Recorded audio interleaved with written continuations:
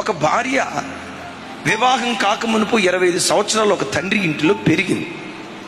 వివాహ వ్యవస్థ ద్వారా పేగుబంధాన్ని తెంచుకొని పుట్టిన గడ్డను విడిచిపెట్టి, తల్లిని తండ్రిని విడిచిపెట్టి, ముక్కు ముఖం ఎరగని పురుషుని దగ్గరికి వివాహం అనే ఆ ఒక్క బంధం ద్వారా జీవితాంతం ఈ భర్తతో కాపురం చేయాలని కుటుంబాన్ని విడిచిపెట్టి వస్తుంది. విడిచిపెట్టి వచ్చేటప్పుడు ఆ బిడ్డకున్న నమ్మకం ఏంటో తెలుసా?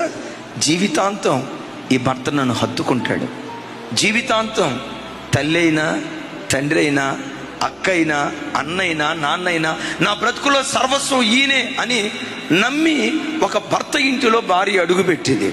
ఏ భర్త అయితే వివాహమైన తర్వాత తన భార్యను తప్ప మరొక స్త్రీ గూర్చిన ఆలోచన మనస్సులోకి రాకుండా తన హృదయం నిండా భార్యనే ఉంచుకొని భార్య విషయంలో ఏ భర్త నమ్మకమైన వాడిగా బ్రతుకుతాడో ఆ ఇంటిని అంతకంతకు దేవుడు వర్ధల చేయటం ప్రారంభిస్తాడు.